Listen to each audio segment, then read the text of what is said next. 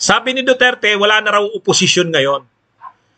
Wala na raw oposisyon. Wala raw nagkikriticize sa mga patakaran ng gobyerno, sa mga patakbo ng gobyerno, mga palakad. Wala daw nagkikriticize. Tahimik daw ang media, tahimik daw halos lahat. Parang ang ibig sabihin ni Duterte, dahil walang oposisyon, nag-i-insinuate si Duterte na parang sila na. Yung kanilang grupo sila, yung PDP Laban, sila Gloria Arroyo, yung grupo nila Sara Duterte. Parang nag-i-insinuate si Duterte na sila na ang tatayong oposisyon kasi wala namang tumatayong oposisyon. Alam nyo, nung panahon na siya ang presidente, mga kabunyog, winelcome niya ba ang oposisyon? O yan muna ang tanong. O Digong, yan ang tanong sa'yo. Nung panahon na ikaw ang presidente, tinulerate mo ba ang oposisyon o sinupil mo, rinepres mo, sinupress mo ang oposisyon? Ayaw mong may oposisyon sa'yo. O diba mga kabunyog? Sige nga. Kung ito si Duterte makapagsalita, wala daw kasing oposisyon ngayon kay Marcos. Ang tanong, nung siya ba ang presidente, tolerant ba siya sa oposisyon? Wini-welcome niya ba na magkaroon ng pagkontra sa kanyang mga patakaran? Ano bang ginawa niya nung panahon na presidente siya? Kung makapagsalita si Duterte, akala mo naman, nung panahon na siyang presidente ay may demokrasya sa Pilipinas na yung oposisyon ay libreng-libreng mag-criticize sa kanya. Anong sabi niya? Wala raw kasi ngayong nagkikriticize sa patakaran ng administrasyon. Wala man lang daw nagbuboses. Ang tanong, nung panahon bang siya ang presidente, gusto niya ba na ang mga tao ay nagkikriticize ng mali na patakbo niya? Hindi Anong ginawa niya sa oposisyon? Pinakulong niya si Laila de Lima. Oposisyon niya. Bakit niya pinakulong si Laila de Lima? Ay kasi kinikriticize siya. Ini-expose yung mga EJ case nung kapanahunan niya. Si Sereno, Chief Justice. Alam niyang hindi niya hawak si Sereno. Anong ginawa niya kay Sereno? Una, gusto niyang ipa-impeach. Nung hindi umubra yung impeachment, anong ginawa niya? Kinuwaran to. Mismong Solicitor General, si Calida, sa utos ni Duterte. Anong ibig sabihin niyan? Ayaw niya ng Korte Suprema na ang Chief Justice ay hindi niya hawak sa liig. Di ba? Di ba? Anong ginawa niya kay Maria Ressa? Kinasuhan niya. Binantaan niya ang inquirer. Sabi niya, kayo sa inquirer, marami kayong mga atraso. Pinasara niya ang ABS-CBN. Anong naging epekto nito? Natakot ang ibang media networks. So lahat ng ito ng ginawa ni Duterte, pagsupil sa oposisyon yan. Tapos ngayon, hahanapan niya, sasabihin niya, wala kasing oposisyon ngayon. Akala mo naman, nung panahon niya, tinulerate niya ang oposisyon. Wala. Ayaw niya ng oposisyon ng kapanahunan niya. Pinakulong niya, tinatakot niya, kinakasuhan niya. Ang iba, pinapatpatay niya. Di ba? Yan ang totoo. Nung panahon niya, ayaw niya ng may oposisyon. Gusto niya, yung kung anong gusto niya, yun ang masusunod. Di ba? Tapos ngayon, biglang-bigla. Parang demokratiko bigla si Duterte na naghahanap ng oposisyon. Gusto mong tumayo kayo na oposisyon? Parang ganun ang gusto niya Parang piniprepare niya yung na darating ang araw, tatayo sila bilang oposisyon.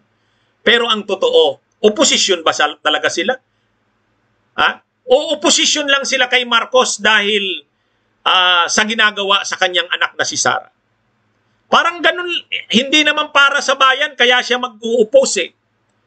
Ang totoong oposisyon ay maninindigan hindi para sa pansariling interes, kundi para sa bayan. Yan ang totoong oposisyon. Ikaw, Duterte, kung kukontra ka man, kung magkikriticize ka man sa mga patakaran at programa ng administrasyon ni Marcos, hindi naman dahil para sa bayan kundi gusto nyo na gumante dahil nararamdaman nyo na iniitsapwera kayo. O, yun ang dahilan. Makasarili ang dahilan nyo.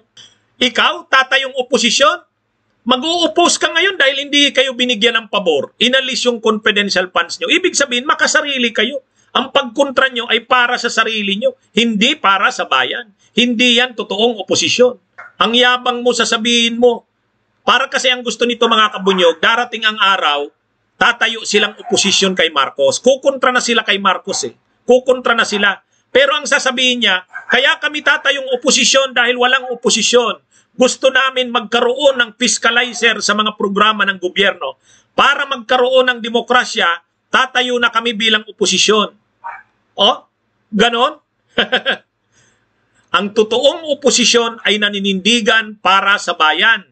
Hindi mag-o-oppose dahil hindi kayo nabigyan ng pabor. Inalis lang ang confidential funds ni Sara. Tatayo na kayo bilang oposisyon. Ibig sabihin, makasarili kayo. Hindi para sa bayan yan. Ang totoong oposisyon ay naninindigan para sa bayan. Hindi para sa pansariling interes. Eh kayo, kung tatayo man kayong oposisyon, Duterte, kasi parang piniprepare na ni Duterte yung daan. Darating ang panahon, mangangampanya sila, may mga kandidato siyang senador, ipapakilala niya, kami ang tatayong oposisyon. Tatayo kaming oposisyon dahil kailangan ng oposisyon. Parang ganun, no? Biglang-bigla ngayon, ano kayo? Sasakay kayo sa mga issue ng bayan. Ha? Sasakayan. Sinasakayan na nga ni Duterte. Kanina binabanggit niya yung issue daw ng mga driver, yung issue daw ng mga military at uniform personnel na pagbabayari na ng kanilang contribution sa kanilang pension. Sinasakayan lang nila Duterte yan kasi alam nilang mabaho na sila sa tao. Pero kung hindi naman ginawa kay Sara yon na tinanggal ang confidential funds, hindi naman kayo mag-u-oppose kasi napapaboran kayo. Oh, yan ang totoo. Ha? Walang oposisyon na maka-China. Tama si Kabunyog Raquel Pangilinan Blantokas. Mag-o-oposisyon kayo. Anong magiging stand ninyo bilang oposisyon? Magpapabor kayo sa China. O ibig sabihin, yan ba ang totoong oposisyon? Pabor sa China? Ibabalik nyo yung madugong kampanya sa droga. Hindi yan maganda. Mga itinakwil, hindi yan para sa bayan. Kontra yan sa bayan. Ipaglalaban nyo ang confidential funds. Yan ba ang oposisyon? Hindi. Hindi yan ang oposisyon. Alam nyo mga kabunyog, maghanda tayo. Kasi nakikinikinita ko, sa susunod na mga araw, ipapackage nila Duterte, nila Gloria Arroyo, nila Sara Duterte, ng kanilang grupo, ipapackage nila na sila ay ang tatayong fiscalizer. Kumbaga, hindi naman daw nila, sasabihin siyempre niyan, hindi namin kalaban si Marcos. Bakit hindi nila sasabihin niya na kalaban nila si Marcos? Kasi gusto pa rin nilang manginabang sa administrasyon ni Marcos. O, di ba? Ano yan eh? Mamamangka yan si Duterte sa dalawang ilog. Hindi naman nila lalabanan si Marcos kasi gusto pa rin nilang manginabang sa administrasyon ni Marcos. Pero magkukontra na sila sa mga pagprograma ni Marcos para, kunwari, fiscalizer sila. Ang tawag nila dyan, fiscalizer. Pero wag tayong palilin lang sa mga yan. Makasariling interest yan. Kung kukontra man yan sa mga programa ni Marcos dahil lang sa ginawa kay Sara, yun ang totoong dahilan. Makasarili, hindi naman para sa bayan. Yan po ang totoo dyan. Bunyog, halikan na kasama ka. Bunyog, kapag buklod ay may pag-asa. Luzon, Visayas, Mindanao, isa ang pananaw. Sa bagong Pilipinas ang bunyog isisigaw. Bunyog.